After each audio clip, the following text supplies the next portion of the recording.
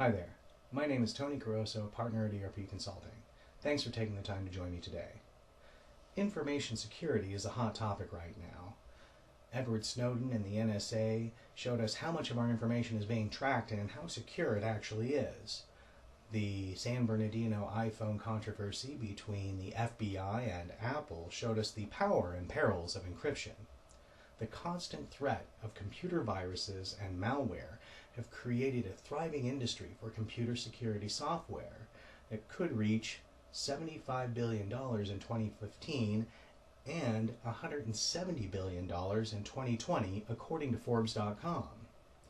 Do we ever stop to think about how the majority of these breaches occur? If we're spending $75 billion to stop these guys, how do they keep getting through? Are they spending more? The fact is, it only takes as much as a phone call or an email to breach the most secure networks on the planet.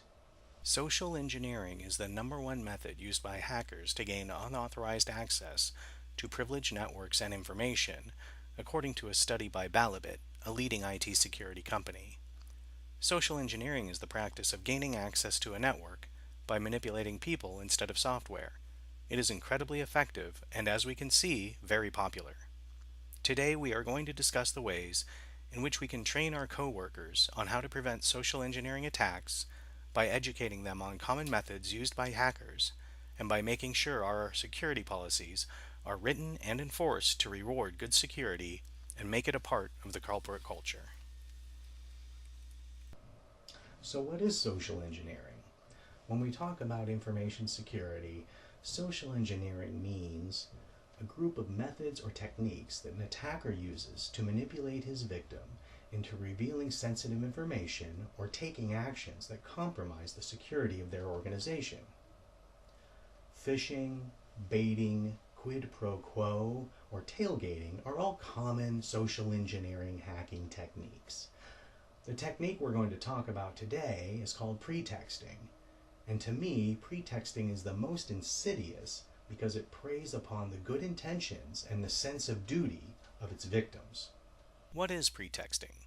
Pretexting attacks target employees in a manner similar to what used to be known as a con game, using a combination of impersonation, cajoling, and even intimidation to get an employee to divulge passwords or other sensitive information.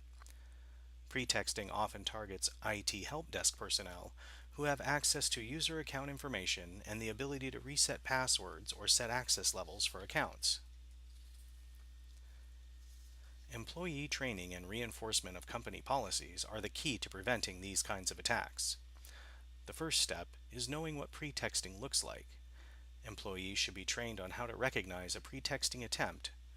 Employee training should include a common review of pretexting signifiers. These signifiers were called out in an article in the Information Resources Management Journal. A pretexter often will not give a callback number or claim not to be able to use existing contact information. They will also make extraordinary requests contrary to company policies. They will often identify themselves as senior management or some other authority. They will sometimes create an urgent or emergency situation. Or they might imply that there will be a negative outcome and possible action against the employee if they do not comply. They will act aggressive or uncomfortable when questioned. Sometimes they will use name dropping. Any one of these behaviors could signify a pretexting attack.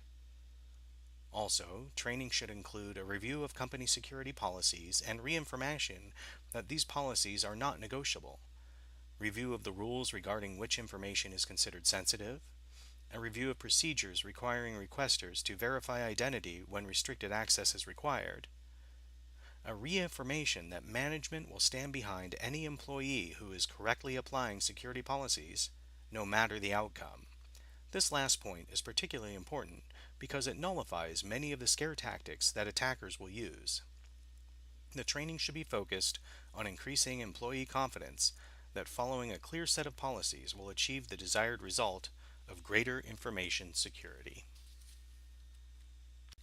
Information security is a top priority at most organizations. You can spend a ton of money on firewalls, antivirus, anti-malware, and the top IT security guys on the planet, but all it takes is one phone call or one email to an employee who has not been educated or who doesn't feel like they have management standing behind them to enforce security policy. If you want IT security, you have to have employee education, sound company policies, and consistent enforcement. Security is a team effort, and it only works if everyone on the team knows their role. Thank you very much.